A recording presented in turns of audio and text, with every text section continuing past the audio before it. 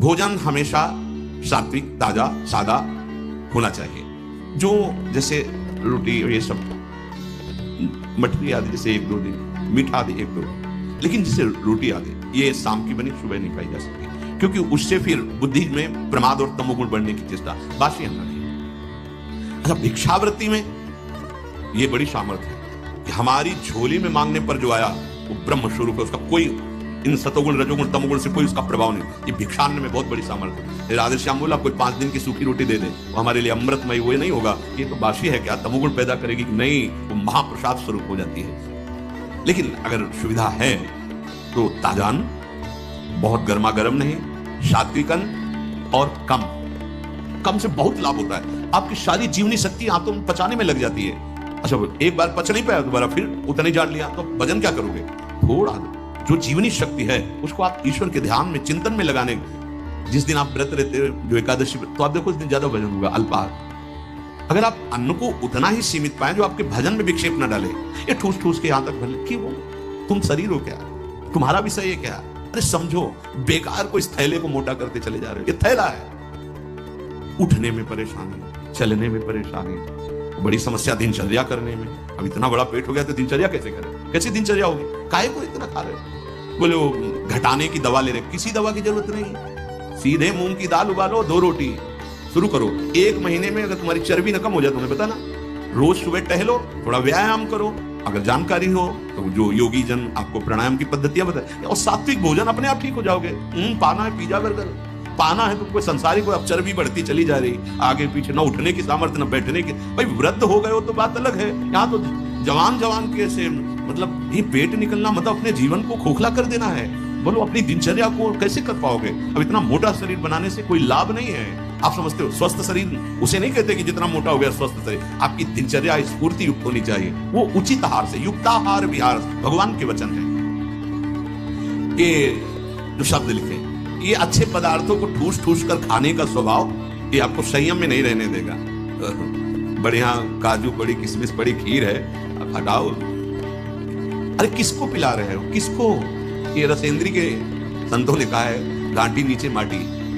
इतना का खेल है, इतने के नीचे गया सब बेकार हो। अब फूल रहा है, गैस बन रही, कब्ज बन रही, डकार इधर घूम रहे, उधर काहे को परेशानी मोल ले ली। छोटी कटोरी जरा सा राधा राधा, स्वाद भी हो गया, प्रसाद भी हो गया, शरीर पुष्टता के लिए। ब्रह्मचारी को काजू बादाम पिस्ता हलवा रबड़ी रसगुल्ला की नहीं आवश्यकता है, प्रार्थना मान लीजिए, नहीं जरूरत है। वो अपने आप में एक महान बल धारण किए हुए है। पर अब यही समस्या है कि ना संयम समझ पा रहे हो, ना आहार को समझ। ये आहार तुम्हारा विषय नहीं है। आपको ठीक प्राणों का पोषण करने के लिए उतना जल, उतना अन्न, उतना पौष्टिक आहार देना है, जिससे हमारा मन हमारे कार्यों में हमारे अनुसार चले, जो शास्त्र आज्ञा है।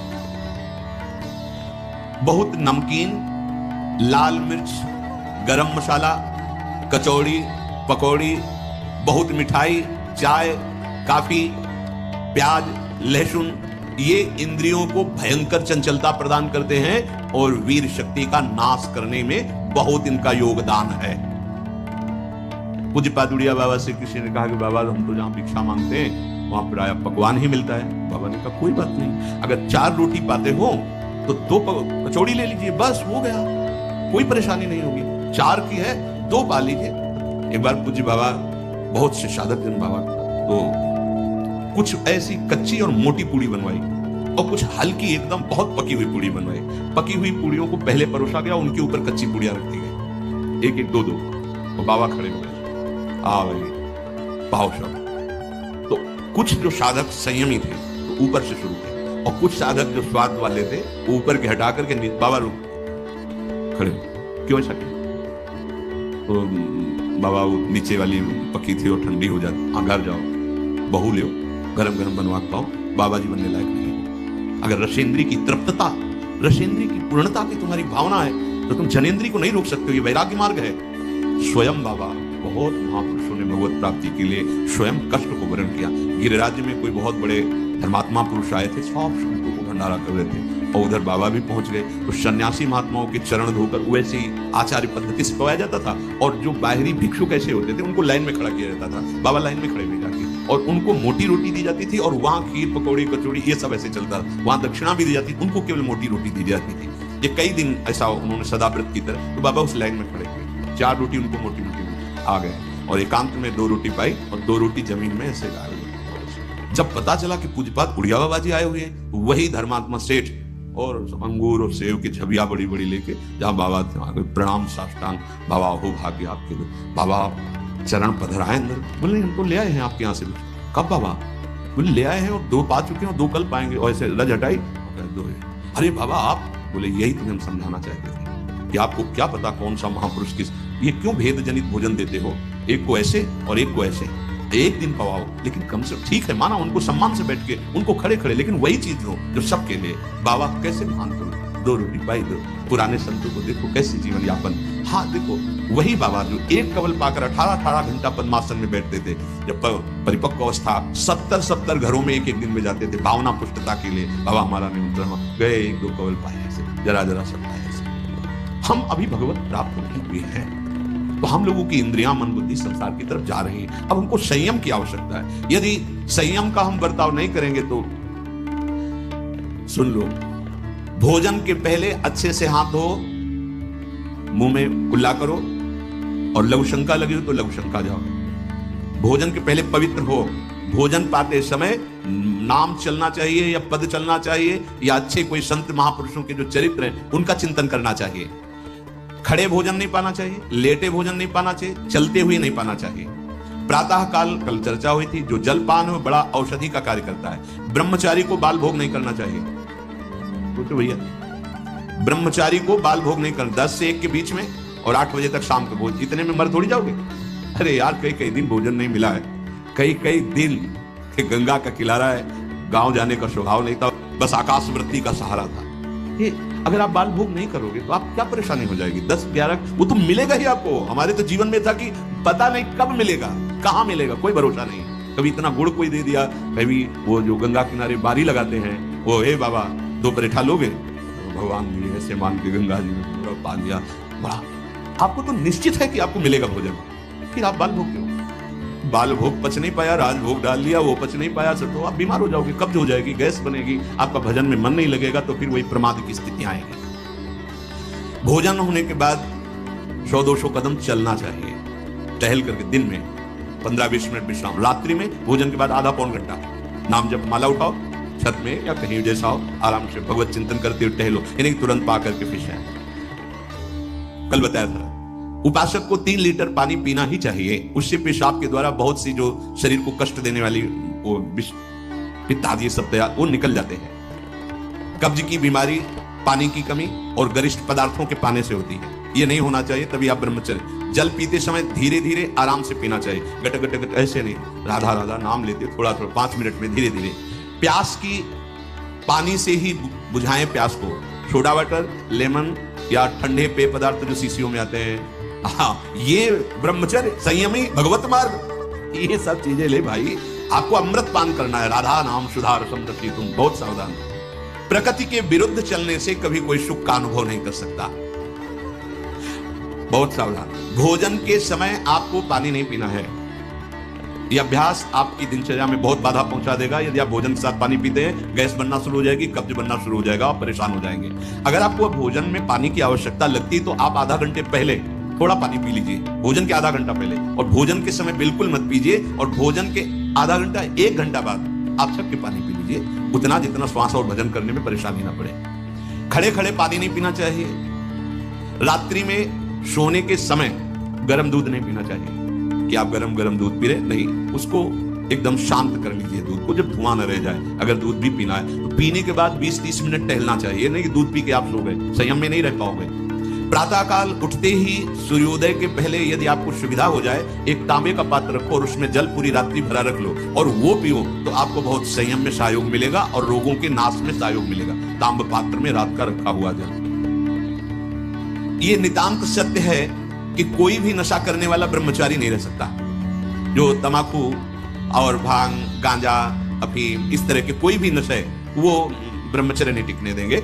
इसलिए कोई भी नशा न करे, आलस्य अपने कर्तव्य कर्म में न करे, हृदय को बार बार शीतल करता रहे, ऐसा चिंतन करे। संतुष्टायेन केन वा, ऐसे चिंतन मत करो कि हृदय तुम्हारा जलता रहे। यदि हम जो सुनी हुई आज सत्संग की बातें हैं इनको अपने जीवन में उतारें। और पहली जीवन की प्रार्थना हमारी कि आपकी पहली सीढ़ी ब्रह्मचर्य है। यदि आप ये हस्त क्रिया या किसी भी तरह से गंदी आदतें पूर्व संस्कारवश कुसंगवश हैं तो आप छोड़ दीजिए, हिम्मत कीजिए, एक बार चलिए, एक बार नियम ले लीजिए। मैं ऐसा नहीं, खान पान कीजिए और सोने का एक निश्चित समय रखिए। और जिस समय आप ऐसी हरकतों को करते हैं वो समय आप माला लेकर बैठिए।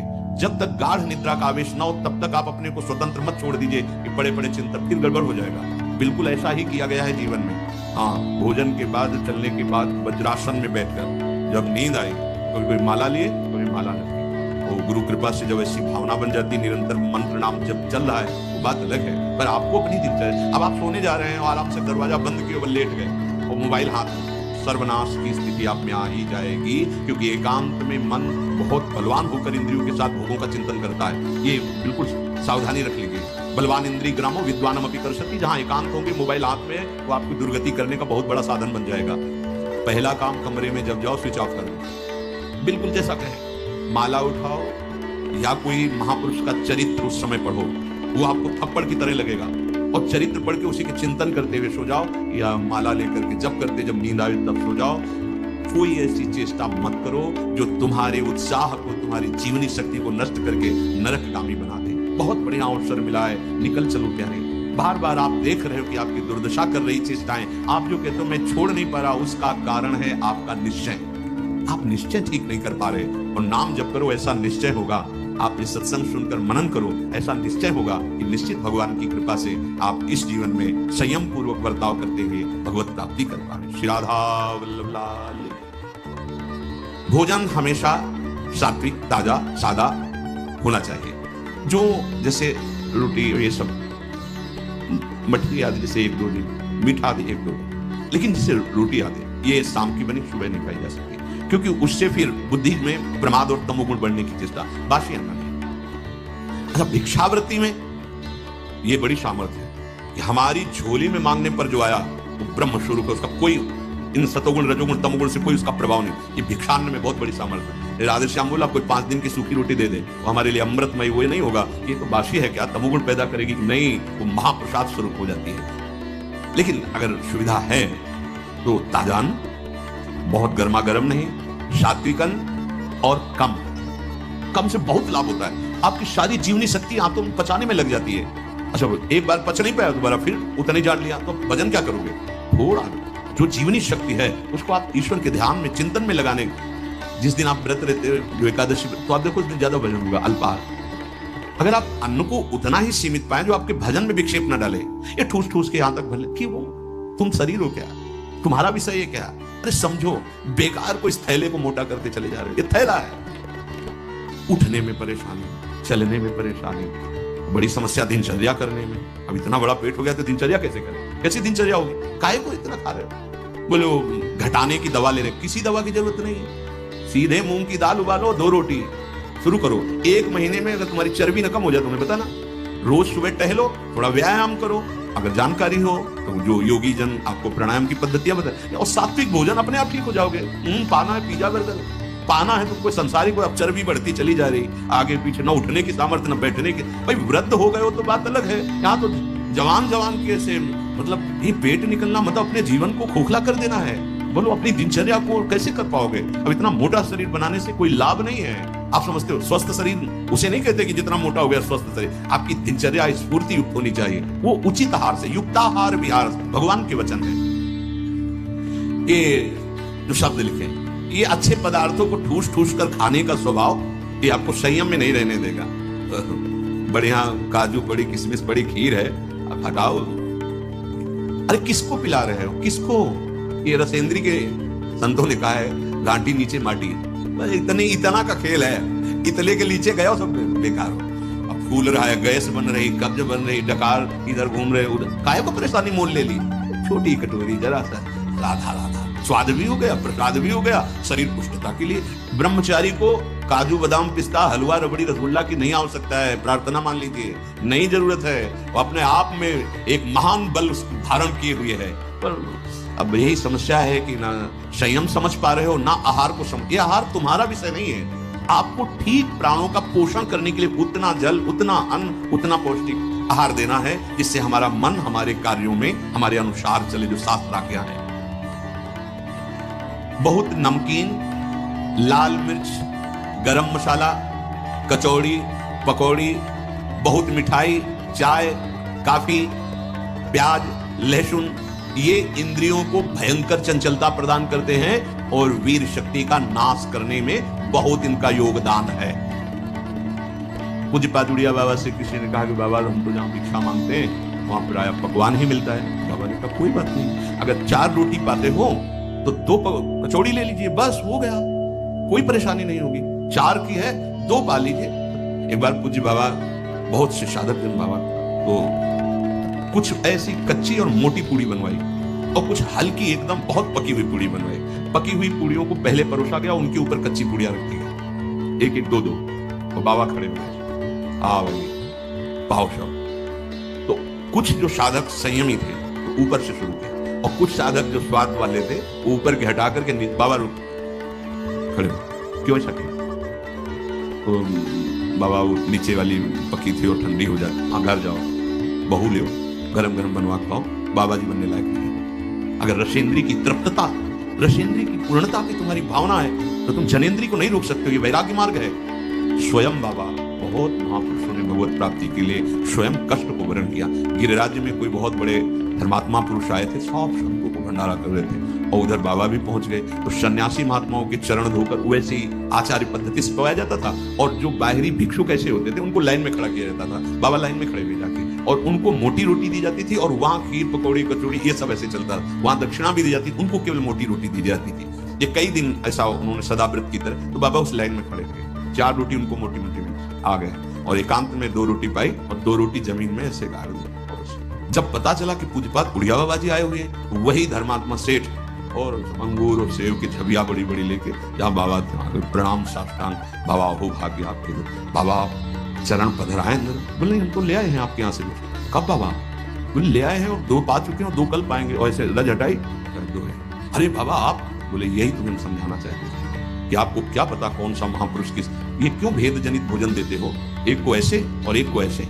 एक दिन पवाओ, लेकिन कम से ठीक है माना उनको सम्मान से बैठ के, उनको खड़े खड़े, लेकिन वही चीज हो जो सबके लिए। बाबा कैसे मान दो, 2 रोटी पाई 2।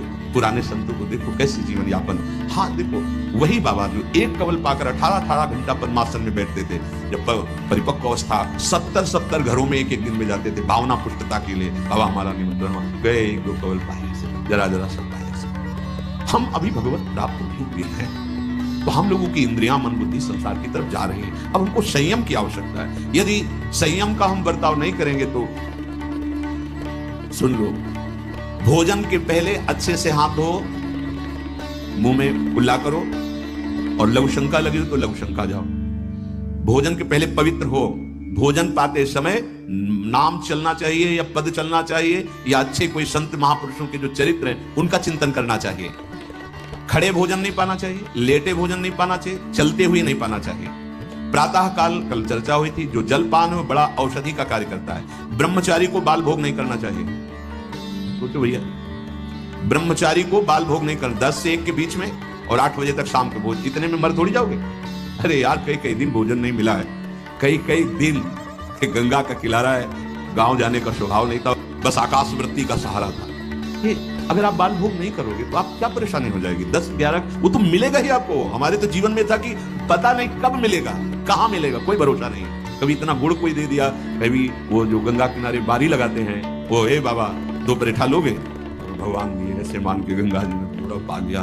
बड़ा आपको तो निश्चित है कि आपको मिलेगा भोजन, फिर आप बाल भोग क्यों?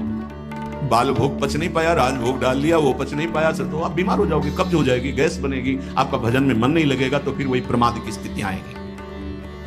भोजन होने के बाद 100-200 कदम चलना चाहिए, टहल करके दिन में 15-20 मिनट विश्राम। रात्रि में भोजन के बाद आधा पौन घंटा नाम जप माला उठाओ, छत में या कहीं जैसा हो आराम